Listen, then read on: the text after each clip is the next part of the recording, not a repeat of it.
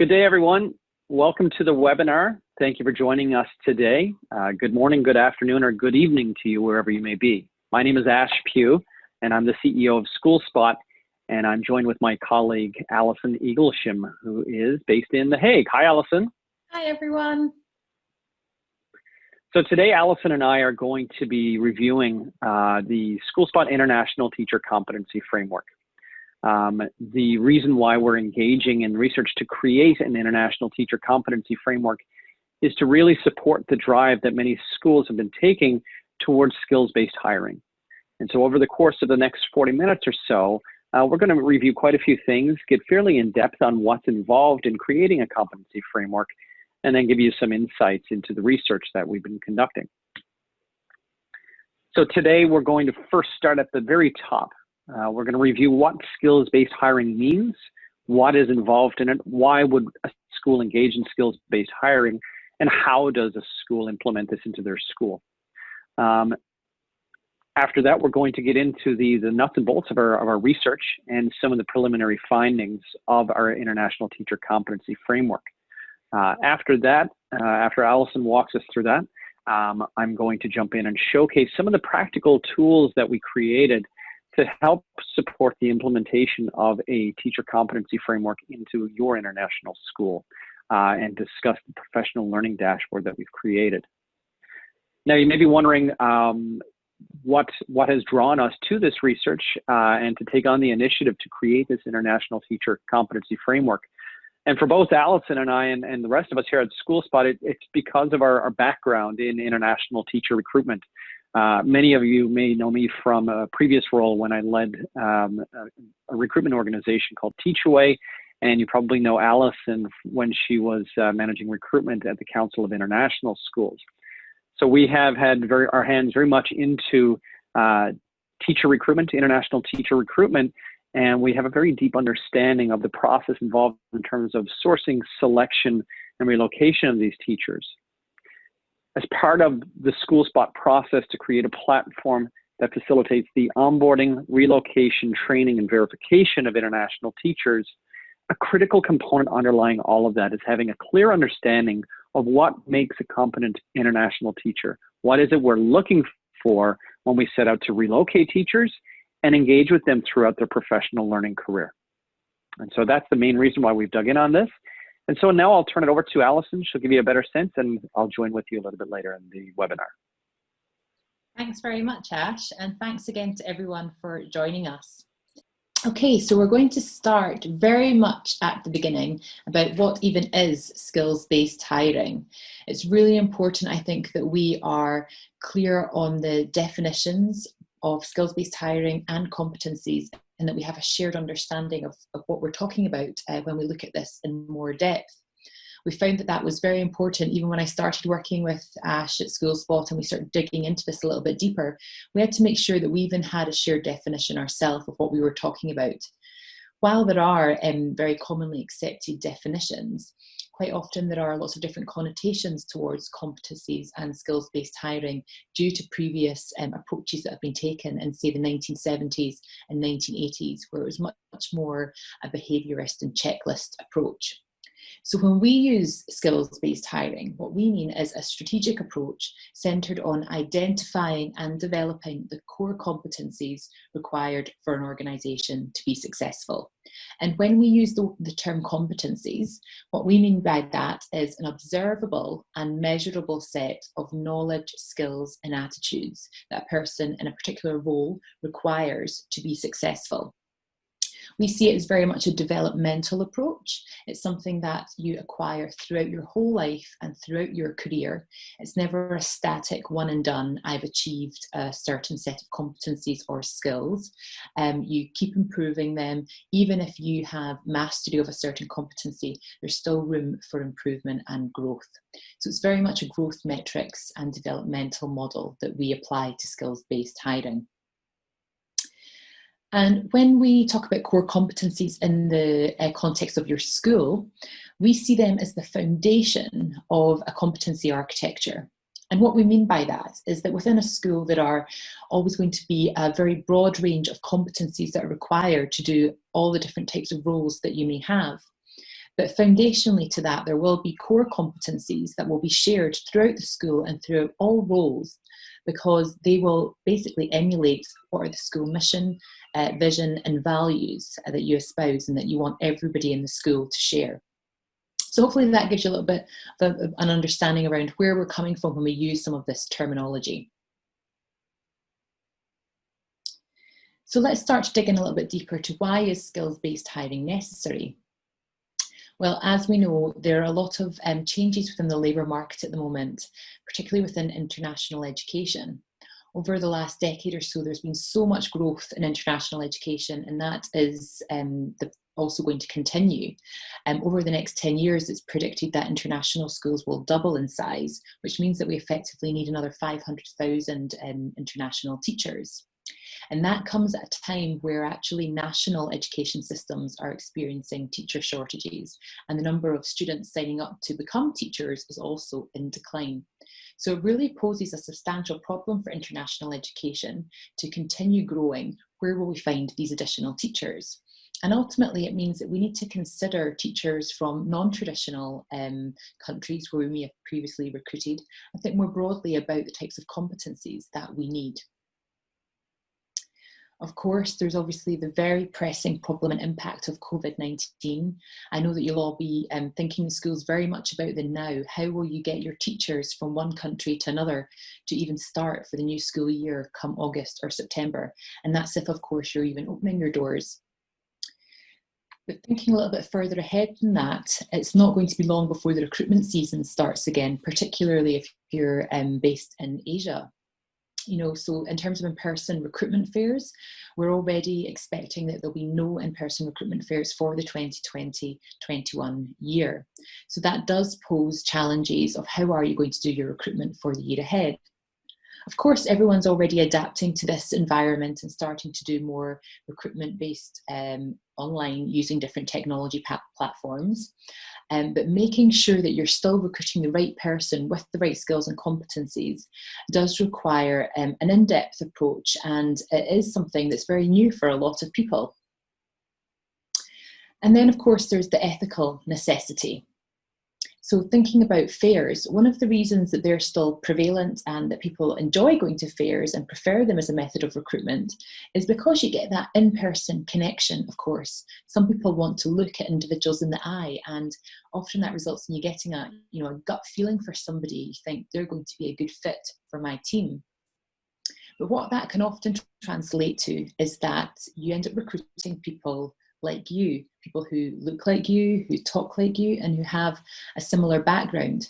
And that may not be intentional. Very much, many of our biases are actually unconscious, so we're not even aware that we're doing them.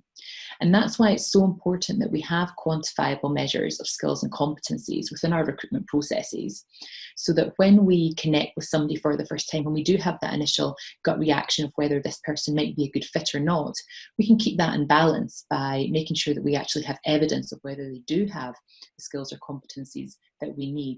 And that will help to drive more diversity in international schools. So that leads me on nicely to why skills-based hiring is so important, and why it's something that you might want to consider adopting in your school if you haven't done so already.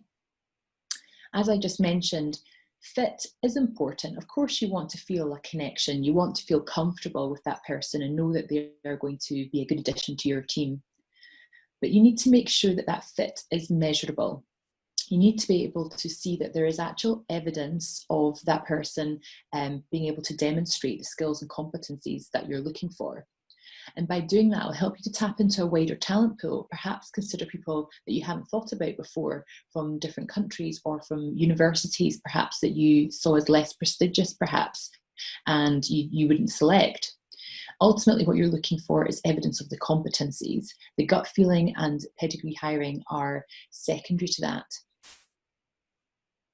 It's also extremely important to align expectations during the hiring process, and that's why skills-based hiring is so important, because it can help to create a shared understanding of the skills and competencies that are important for your school. So once all of the team who are involved in hiring have an understanding of the competencies that you're going to be looking for and that are important to your school, they go out there with the shared vision of these are the types of people that we're looking for. and they can then gather evidence based on that.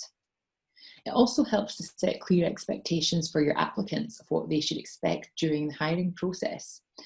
From the word go, when they see a job advert for your school, they're going to see the list of competencies that are important to you and that you're going to look for evidence of. So it will give them a clear understanding of your school and whether they think that they're going to be a good fit for you or not. Once they then start working in your school, they'll also have an understanding of the expectations, what type of competencies they should be delivering and exhibiting. So again, it helps to encourage an open and transparent dialogue around the skills and competencies that you're looking for. And ultimately, it will help to increase retention of your staff. It's also important to match competencies to organisational need, and skills-based hiring really helps in that area. Once you've identified the competencies that are important to your school, you can then apply them to the teams that you have working in your school and identify gaps. So it's essential to, first of all, know, of course, the competencies that you're looking for, and then you can start to have discussions around, where are somebody's strengths, where are their growth areas, and that will let you identify themes, perhaps, where there's, broad areas where there needs to be some upskilling, or where somebody has mastery over a particular skill and could support somebody else who has a growth area. So it really helps you to start strategically considering and planning professional development for your school. So with that in mind, how do you actually create a skills-based approach? Well, the starting point is developing a competency framework for your school. A competency framework is essentially an identification of the core competencies that you need for your school. It has to be driven by your school's vision, mission, and values, and it has to start with that foundational level of the core competencies that are required throughout your whole school before you can then build it up to role-specific competencies and leadership competencies. Here, I'll just take you through some of the steps to creating a competency framework within your school. So the first step, preparing. Defining the purpose and the scope is extremely important when setting out in a project like this. If you consider it like a visioning and missioning exercise, which I'm sure you will have all been through in your schools before, you'll understand that it does take quite some time and can take, for example, a full academic year. You want to be very clear on why you're doing this and communicate that throughout your school. So why are you doing it? Who's it for? How are you going to develop it? And again, the communication part is just so key. Going back to my first point about defining even just the terminology that we use around skills-based hiring and competencies.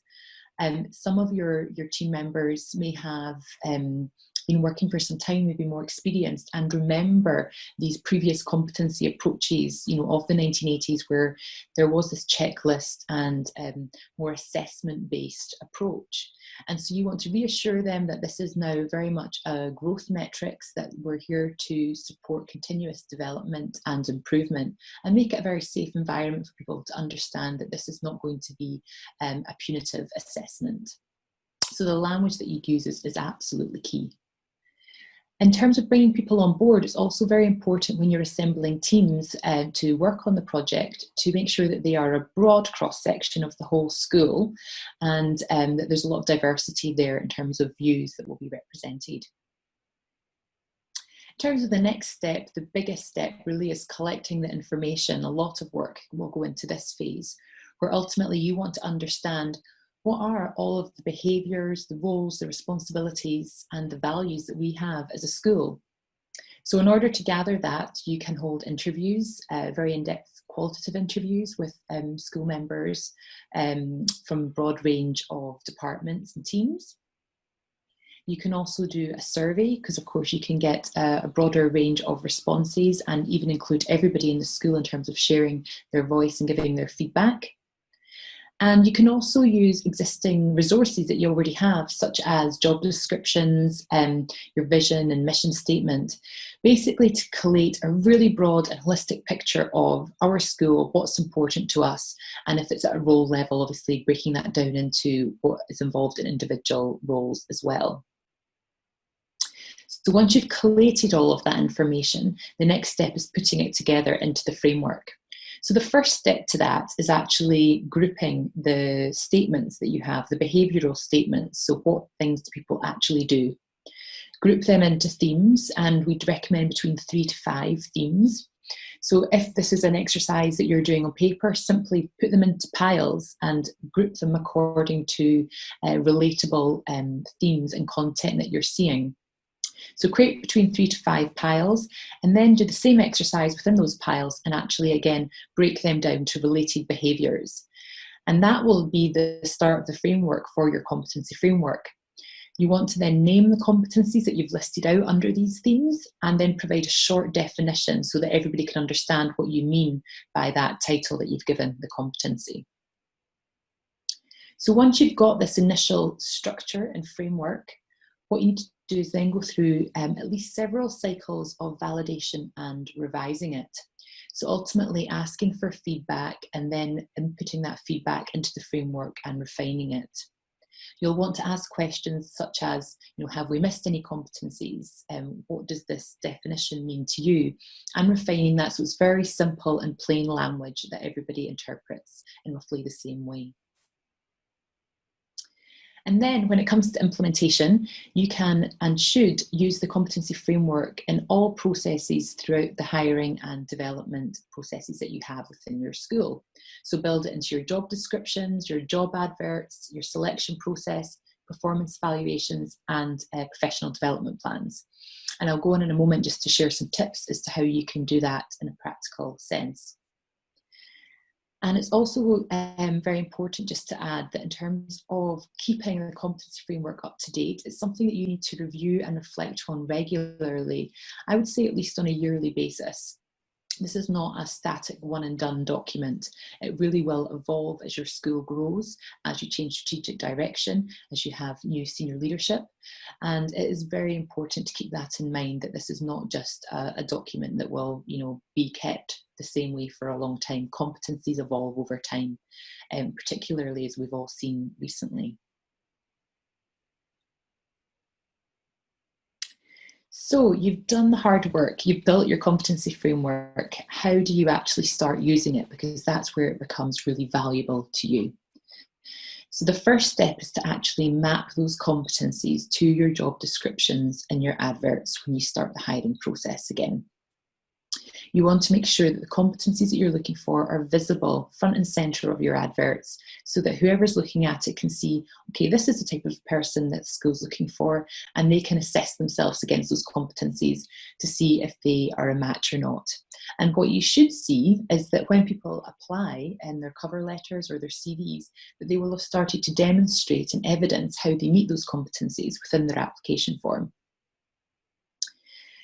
The next step is creating interview questions. So in order to assess that somebody actually has those competencies, you should use competency-based interview questions in addition to some of the more general questions that you're likely to ask as well. For people who are not as familiar with competency-based interview questions, they typically look to reveal a real example and evidence of how that person has demonstrated that competency in a real life setting. And so they typically start with phrases such as, tell me about a time when, or describe a situation when you had to. And then that then leads the candidate into describing that particular situation, what they did and what the outcome was. And if that's not the style of the answer that the candidate's giving you and they're just giving something hypothetical, then you should try and dig a little deeper to get them to give a real example. Once you are receiving answers like that, competency-based interview question answers, then you want to be able to record it as well and actually assess that evidence. And that's why creating a selection rubric is really important as well. So that may be a document whereby you can take some notes during the interview to keep things fresh about what somebody might have said. And then thereafter, you might reflect on what that person said against the different competencies and rank them in order or make a scoring. And then that helps when you all come back together as a selection panel to talk about candidates, to compare notes, and you can objectively decide who is the best person for this role. Of course, fit will come into it, and some people may have developed more rapport with the person than another because of, personal connection or background. But it's very transparent, and it will hold you all accountable to your biases, like I mentioned before, because you will still be able to see the evidence of how that person demonstrated those competencies during the selection process. And in terms of developing your teams, it doesn't just stop there with hiring people. You need to constantly support and encourage others to grow and develop as well. And part of that, of course, is performance evaluations. So once you've developed a competency framework, you need to make sure that the competencies are added to performance evaluations so that people can self-assess and reflect against these. What are my strengths? What are my growth areas? And then together you can jointly develop professional learning goals related to those areas of growth from the competency framework. That then gives you the basis to personalise professional development. So once you know what the growth areas are across your teachers, you can think about the themes and perhaps develop professional development for school-wide or for individual people or teams. But ultimately, it helps you to create professional development pathways that will help people to target and develop in their growth areas. So it's a much more strategic approach to thinking about professional development rather than somebody just choosing to go on a course or away for a networking event. You will actually be able to see and monitor real impact and evidence of somebody taking on a professional development opportunity. It also allows you to start succession planning earlier. I think we all have to admit, within international education, it's not something that happens very often. And that's, of course, because there's such a high turnover of teachers and leaders. But it does pay off, it pays dividends to start doing this earlier, because if you wait until, of course, there's a leadership opening or a middle leadership position that has become vacant, then you will end up recruiting externally because you've not had the chance to support and encourage your internal staff. So by identifying those with potential competencies for leadership early on, you can design a path for growth for them and support them to move into that position. And it will help improve and increase your school's reputation as one that invests in people, because people will see that there are career development paths within your school as well. So just to summarise some of the key benefits then of skills-based hiring that we've highlighted. First of all, it helps you to build effective teams. So it helps you to recruit teachers that have the right competencies for your school and will positively impact on student achievement. It's essential to make sure that you advertise those competencies, as I said, from the outset on your job adverts, and then filter that all the way throughout your hiring process. And that's going to give you the greatest chance of success in hiring the right person. It also helps to reduce staff turnover by ensuring greater awareness and understanding of the competencies that you're looking for. People will come to your school knowing and understanding the type of person that you're looking for and the type of person they're expected to be. It also helps to encourage continued growth and create a learning culture within your school environment. You can identify specific areas for continued development of teacher competencies, which is incredibly important in the world of work that we're in just now. And it helps you to target professional learning spends to those particular growth areas that you've identified. So as I just mentioned, it helps you to really strategically plan and manage professional development budgets, much more so than we have been doing in the past.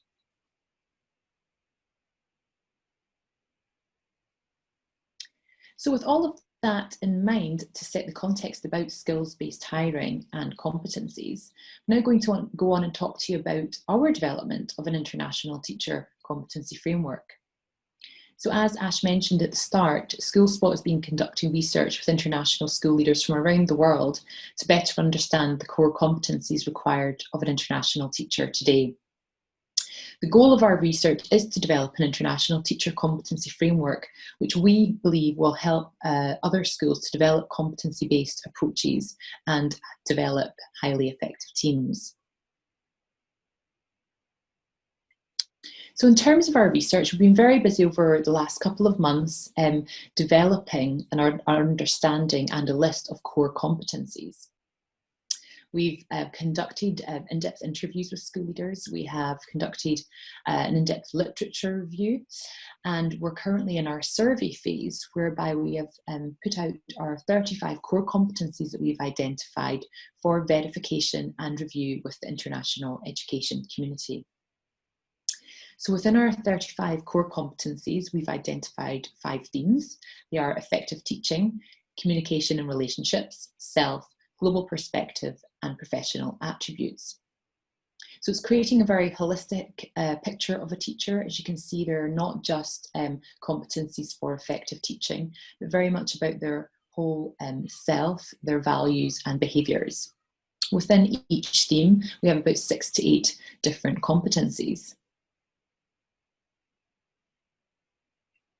And I'm very pleased to share with you some of the preliminary results of our survey and some of the competencies that we've identified. So here you can see that we have top 10 core competencies. Not a very easy task for school leaders who've completed our survey already, but out of our 35 competencies, we asked them to rank them in order from 1 to 10 to identify the top 10 competencies.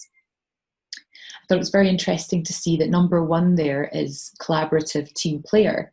So more of a traditionally soft skill and not actually something that you're taught perhaps within your teacher training. This was also supported by the interviews that we conducted, and the number of people that we spoke to also came back and saying collaboration and team player were the most important things for them when they were doing their recruitment. In terms of the lowest ranking competency so far, it's digital citizenship, which is a little bit surprising because obviously we're doing so much online at the moment, but perhaps we will see that change in time. We define digital citizenship as teachers building and safely managing their online presence and reputation as an effective teacher. In terms of other findings so far from our research, we found that roughly half of all respondents so far have a set of core competencies that they use for hiring and staff development, which is great. That was also supported by our interviews. Half of the people that we spoke to had also developed some form of competency framework or profile that they used. However, what came out from that, and I suspect it will be the same from the survey when we dig a little deeper, is that although the majority may have this document that says these are the core competencies that we look for, it's perhaps not well developed and embedded and integrated into all the processes that I've highlighted, such as job adverts, job descriptions, performance valuations, the whole selection process that we went through. So that's the next step, and of course that's where it's very important to have your core set of competencies and know how to develop them, because the piece of paper alone with just the competencies on them is not really going to deliver the results that you're looking for. Of all the 35 competencies that we've identified so far, none were seen as not at all important. So that's good. We know we're on the right track with the competencies that we've identified. Perhaps not surprisingly, currently, virtual teaching skills have grown in importance, and that was something that came out of the interviews and the survey. And another comment, again, might not be surprising to many, but many people feel that there should be more attention to developing the soft skills and values of teachers, such as intercultural competence, equity and integrity, in as much as developing things like pedagogical competence and subject knowledge. So they're just some of our preliminary results. The survey is actually still active just now, so there's still time to complete it as well. Once we have closed down the survey, the next phase after we have compiled all the full results will be to move into a focus group phase. So we're still very much in the validation and revise stage of that competency framework model that I shared with you. And we want to get even more feedback on the competencies to refine them, to review them, and make sure that our descriptions are well and easily understood. Following the focus groups, we'll also be developing indicative examples to help demonstrate each competency. We'll keep them still at a very top level. We don't want to go into too much granular detail about indicators at this point, because we know it's so contextual. Of course, every school has its own unique environment. Every country has its own understanding and definition of education and, you know, a good teacher and what that means. So we do feel that the example indicators will be kept, you know, to a top level, a summary level, and then we will help you as a school to develop them further and to contextualize them for your own unique needs. And alongside that, there will be a proficiency level guide with different levels of competence to help you assess and analyse performance against. So with that, I'm now going to pass over to Ash, who's going to give you a sneak peek with more detail about how we're actually going to use the competency framework in practical terms. Fantastic. Thank you, Alison. Looking really great. We've been very busy with this competency framework over the past months, and that has very much been led by Alison on the research side. Some fantastic feedback that we're receiving from many school heads. And beyond that, not just the feedback on the actual survey and the research itself, but we got some select feedback on some of these tools that I'm about to show you in terms of how do I apply this in my school. And so what we have developed a minimum viable product for that we're going to roll out in the beginning of this school year to help support the implementation of this international teacher competency framework is a teacher competency record. And so I'll show you a little bit more about that. The driving principle behind all of the work that we're doing here at SkoolSpot is our fundamental belief that any problem in the world can be solved as long as you have the right people with the right skills in the right place. And so this teacher competency record allows schools to really identify where are these right people with the specific competencies that I need for our next step in achieving our strategic vision as a school. And so this is very much in alignment with our own strategic direction at SkoolSpot, which is to support the relocation, training, and verification of globally mobile educators.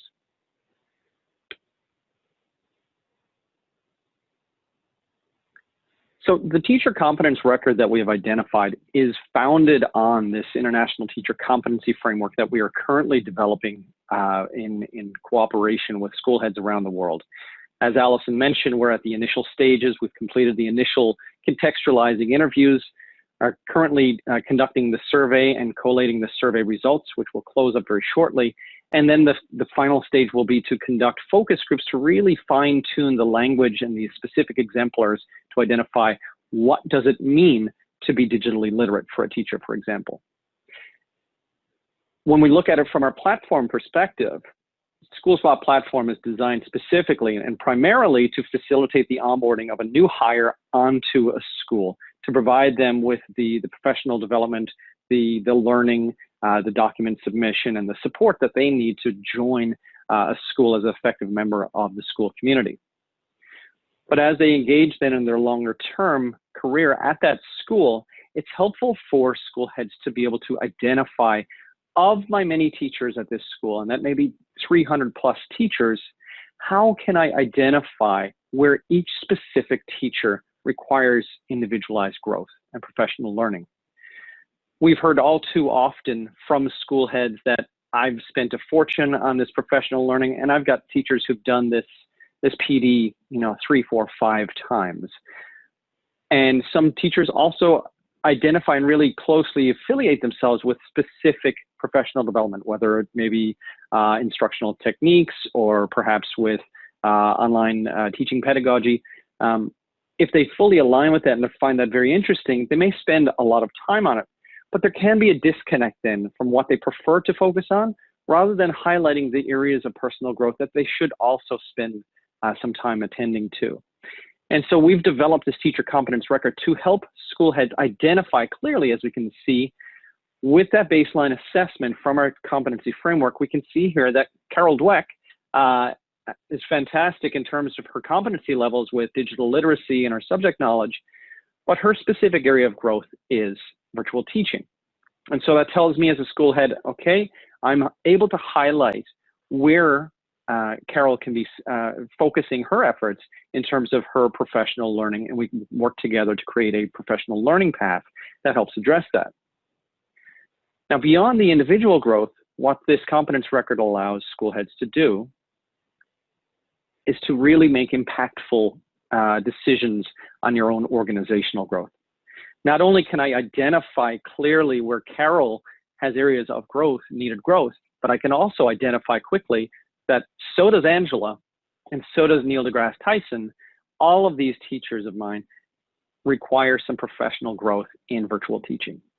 And so I'm now able to identify clearly and very specifically that for me to achieve the impact that my school sets out to do, I can very specifically target my professional learning spends to have the greatest overall organizational impact. And this competency record allows that. A final ability of this competence record is it also allows me to identify what are my current untapped resources. While I may have identified quickly that, okay, well, Carol, Angela, and Neil deGrasse Tyson require some upskilling on virtual teaching, I also know here, and I've identified with this competence record, that Maria Montessori actually has a mastery level of competence with virtual teaching. And that can help me do a couple of things.